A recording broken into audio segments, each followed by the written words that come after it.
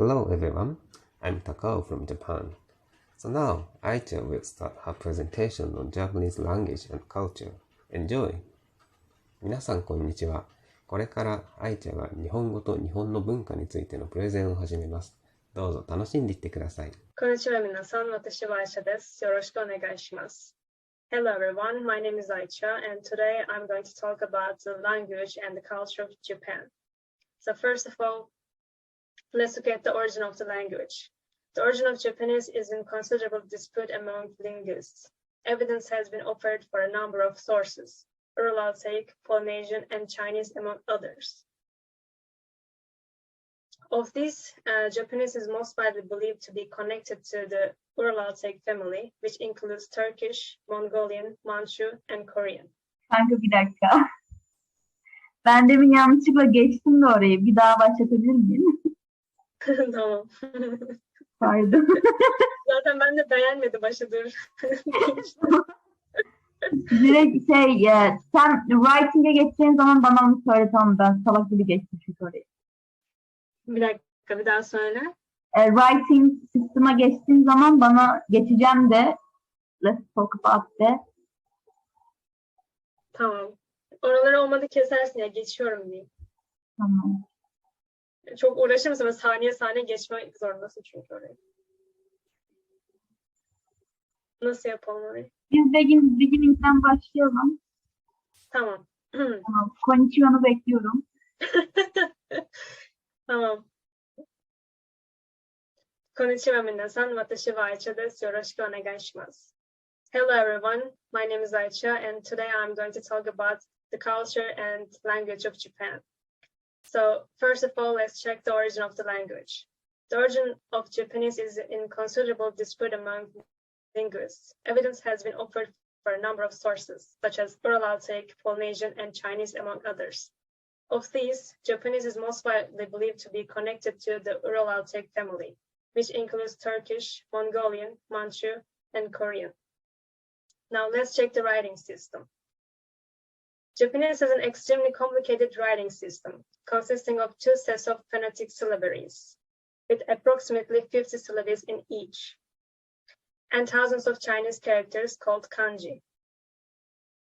The adoption of Chinese characters during the 6th to 9th centuries AD was the most important event in the development of the language. By the 12th century, the syllabic writing systems, hiragana and katakana, were created out of kanji, providing the Japanese new freedom in writing their native language. Today, Japanese is written with a mixture of the three, kanji, hiragana, and katakana.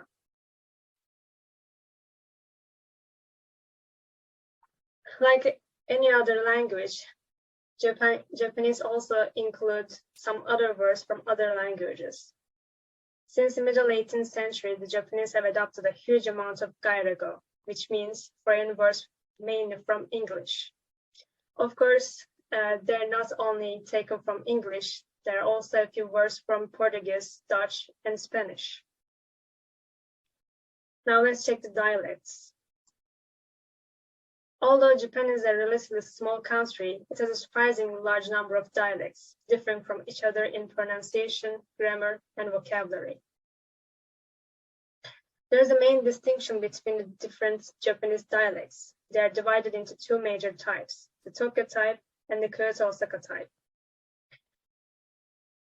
Before I give the examples of the dialects, I would like to talk about the standard Japanese. From that, it is considered standard is called Hyojiongo, standard Japanese, or Kyosugo, common language. Today, it is the form taught in schools, used on television and official communication. Now, let's check the 5 major Japanese dialects. First of all, we have Hakata-ban, which is spoken in and around Fukuoka City. Lately, the dialect is used in regional news along with standard Japanese. Osaka-ban, more commonly known as part of the Kansai dialects, is spoken in the Kansai region. In this area, almost everyone is speaking a dialect. Hiroshima-ban. Back in the 1974, there was a movie called Yakuza. The movie used the dialect native to the Chugoku region. And after that, with the influence of the movie, Yok, influence of the movie demeyelim de. With the effect of the movie, everyone started to recognize this dialect even more. Kyoto-ben. Part of the Kansai dialect, Kyoto-ben, along with the Osaka-ben, are called the Kamigata dialects. The Kyoto-ben, the traditional dialect of Kyoto, is known for its softness and politeness due to its connection with the geisha culture. Is sometimes considered as feminine and elegant. And lastly, Nagoya-ben. The dialect is a mixture of both Eastern and Western Japanese dialects due to the geographical position of Nagoya.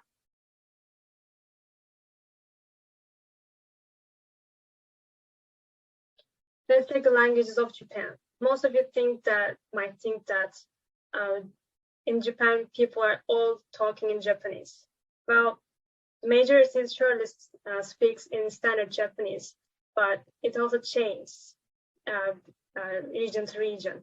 For example, they use Japanese dialects, Amyomashima, Kunigami, Miyako, Okinawan, Yaeyama, Yonoguni. And there's a minority who speaks Bonan English, Japanese English, Matagi, Nilk, Orog, Tanka, Zainichi, Korean. And there's immigrant parts who speaks Chinese, Korean, Mongolian, Portuguese, Spanish, Thai, and Vietnamese. Let's check the phonology of Japanese. The phonology of Japanese features about 15 consonant phonemes. The cross-linguistic, typical 5-vowel system of A, I, U, E, O, and a relatively simple phonetic distribution of phonemes, allowing few consonant clusters. How do people communicate in Japan? Let's check the verbal part. Indirect communication. Japanese people are generally indirect communicators. They may be ambiguous when answering questions as a way to maintain harmony, prevent a loss of face, or out of politeness.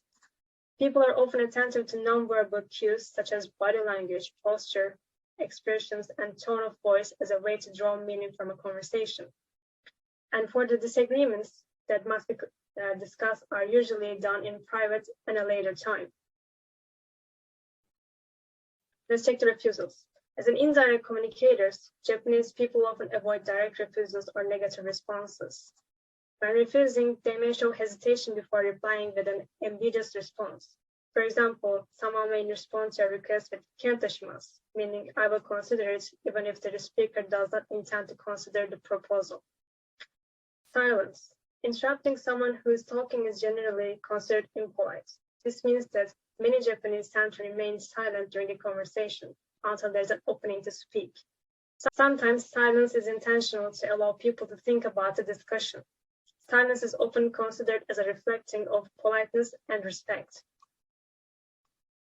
Interjections. Interjections, aozuchi, are very common in Japanese communication. They're not understood as an interruption, but rather indicate to the speaker that their counterpart is actively listening. Aozuchi are particularly important in situations where people cannot use nonverbal clues, such as speaking on the phone. There are different types of interjections depending on the context of the conversations. One type of interjection indicates agreement and includes the sounds on, ne, and e, and phrases such as hi, so desu ne, and sugoi. Interjections of agreement are usually accompanied by a nod. Another common type of interjection indicates surprise and includes the sound e and the phrase honto desu ka? The phrase majika, commonly used but only in casual contexts. Compliments. Humbleness is a common value in Japanese culture. As a result, there's a general tendency for people to politely deflect compliments. Excessive complimenting may cause embarrassment. Respectful speech, keigo. The Japanese language has a true grammatical system to express different levels of politeness, respect, and formality. This is known as keigo. There are 3 general categories for respectful speech, each used in different situations and employ different word choices and ways of communications. And now let's check the 3 types of these respectful speech. First, we have senkeigo, which refers to respectful language, and it is used to demonstrate respect towards the other person. This type of speech is often used when speaking to superiors and tends to include a lot of polite expressions. Kensengo, refers to humble language, used to deprecate oneself or other people in the same group. In this kind of speech, people tend to drop honorific titles to show humility. Plain ego refers to polite language, which is more general and can be used to refer other people or oneself. This kind of language does not convey any particular kind of respect or humility to oneself or others. Polite language is also often used among acquaintances. Now let's check the nonverbal conversations. First of all, we have physical contact. Minimal physical contact is preferred. People tend to avoid touching others unless it is unavoidable, like in a crowded public place. Public displays of physical affection among opposite genders is uncommon. However, affectionate and friendly contact such as hugging and hand-holding or walking arm to arm is quite common among friends of the same gender. Personal space. Attitudes towards space are often based on a distinction between public and private spaces. For instance, bodies are pressed together without comments in crowded public spaces, such as a busy mall or public transportation. Meanwhile, bodily contact is generally kept to minimum in private settings. Where possible, people will maintain distance from one another. Standing next to friends or family, people usually stand an arm length apart. This distance is further among acquaintances. Eye contact. Eye contact is an important aspect of nonverbal communication in Japan. Indirect eye contact is the norm, as direct eye contact may be interpreted as intimidating. Indirect eye contact is particularly common when speaking to elder or someone higher ranking to demonstrate respect. Usually people will look at another elder. Indirect eye contact is particularly common when speaking to elder or someone higher ranking to demonstrate respect. Usually people will look at another part of someone's face, such as their chin. Bowing. Bowing is common throughout Japan and is often used as a gesture to mark certain emotions, such as showing gratitude, remorse, or reverence. The ethic of bowing contains many intricate rules that depend on factors such as the context, social status, and age of the person. Gesturing. There are a number of other common gestures that may be used while speaking. For instance, a common gesture used when someone is embarrassed is to raise one hand and place it behind the back of the head. Another gesture used to indicate a light-hearted disagreement is to wave both hands in front of the body or face. This gesture is also sometimes used as a way to indirectly disagree or refuse something. Beckoning. In Japan, people usually beckon by placing the palm of the hand to the ground and waving their fingers towards their body. However, it is improper to beckon someone socially superior in this manner, such as one's boss. Pointing. Pointing with the finger is considered rude. Instead, people in Japan hold out their hand and gently gesture towards the person, location, or object. Counting. When counting with their fingers, Japanese usually start with an open palm and close the finger to symbolize a number. For example, the number 1 is represented when the thumb is closed and other fingers are open. Similarly, a closed fist represents the number 5. However, the opposite style of counting where the number of fingers held up reflects the number symbolized is becoming more common. Nodding. It is common for people to nod during conversation to indicate they are listening or as a sign of acknowledgement. Nodding is a gesture of politeness and does not necessarily imply agreement. Expressing emotions. Displaying intense emotion is usually avoided in Japanese communication. This is especially the case in formal situations such as in the workplace or at school. People tend to avoid overt and intense displays of anger to preserve face social status, which can play a role in how intensively emotions are expressed. Feet.